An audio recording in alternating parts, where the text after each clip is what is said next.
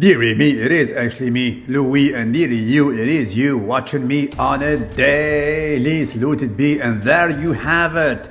These two great champions posted these pictures few days apart. Nick Walker's is today, whereas that of the current Mr. Olympia holder Samson Dauda is 4 days old. Same poses, baby, please, most muscular pose. Do it the way you want. It is the same pose.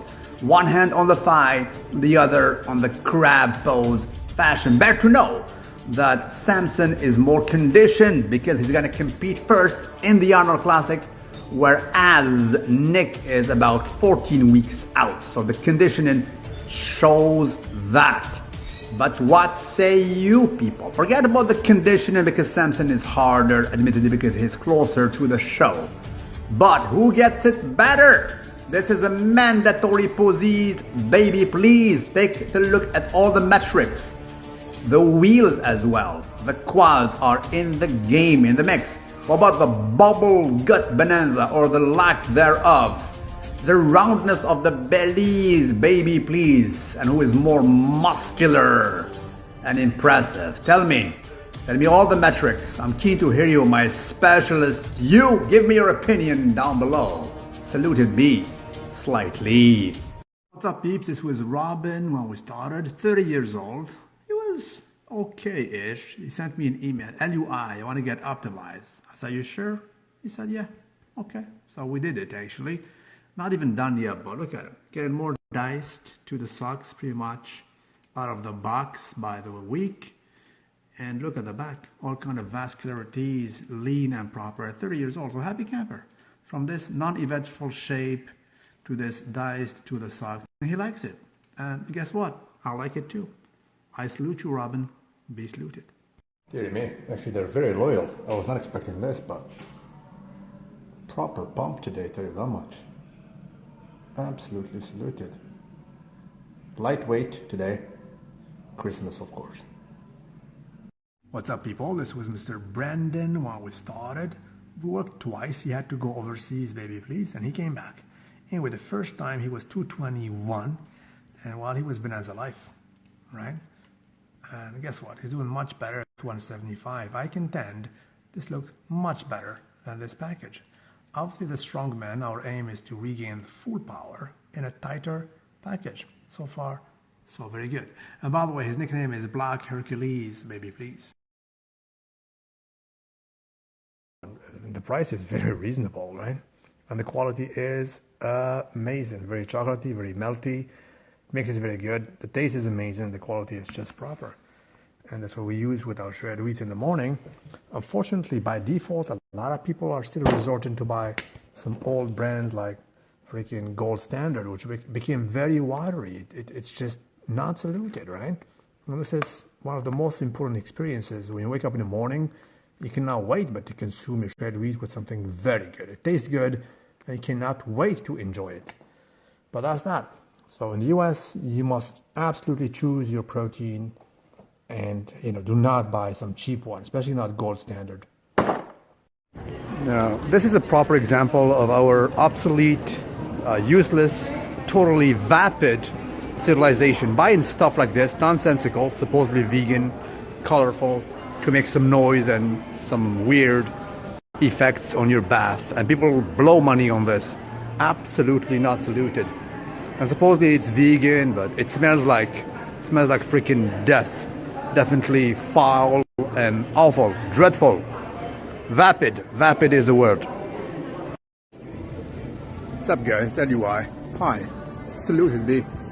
As of late, oftentimes I find myself debating with a lot of friends about a lot of subjects, but mostly as of late, AI and technology and the advent of this new thing that is taking our world by storm.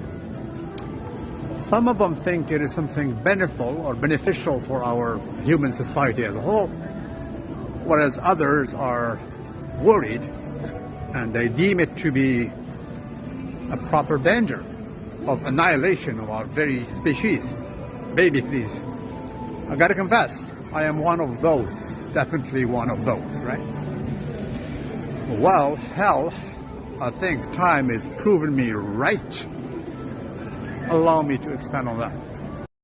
And so, obviously, ChatGPT and OpenAI were at the forefront. They were brought back into the front of the scene as of late when Donald Trump, nearly 4 or 5 days ago, announced that he shall give an allowance of $500 billion, that's $500 billion, to OpenAI, which is led by Sam Altman, to basically give him a leg to beat China, right? To compete versus China. Better to know that he is partnered with Microsoft, so Bill Gates, which gave him access to every window outlet to siphon that information, which feeds the very thing or being, call it what you will, AI. Elon Trump is opposing that. And so Elon Trump, who is part of the current administration as of late, he said, no, I don't want that fund to go to Sam Altman because he doesn't like him. He hates him, actually. As a matter of fact, yesterday Donald Trump said that Elon hates one person in that new version. He was referring to Sam Altman, who was a partner of Elon Musk because he was part of OpenAI back in the day, and he was kicked out when it was a freelance venture, right? Basically a non-profit entity. It has changed because money talks, money walks, money is everything. Anyway, Donald does not agree. He still wants to give the funds to OpenAI. But yesterday, actually 2 days ago, something big happened coming from China. Big surprise. It's called DeepSeek. DeepSeek. And it's free. A new AI from China. They benchmarked it. All the specialists took the whole weekend to benchmark every single metric, compare it to OpenAI and ChatGPT, and it smoked it senseless out of the water. It's very big, very important. So much so that the freaking NASDAQ, the U.S. stock market in NYC, took a plunge this morning, 13 points down. All this because and it's cheap for the fraction of the price. Dude, China is coming strong, man. They try to fight it and combat it by all means possible. But it is ahead. It really is. There was some other talk as of late about DEI, which per se I oppose. I don't like those DEI, diversity, equity, and inclusion. I don't salute that at all. Well, guess what? In the US, in the Ivy Leagues, Harvard, Yale, MIT, and what have you, they try to do the opposite. They try to limit the number of Chinese students and Asian students because they were overperforming. Deservedly so. They had a merit to be there, but they tried to limit their number because they were submerging and smoking the Americans in their own Ivy Leagues. That's China for you.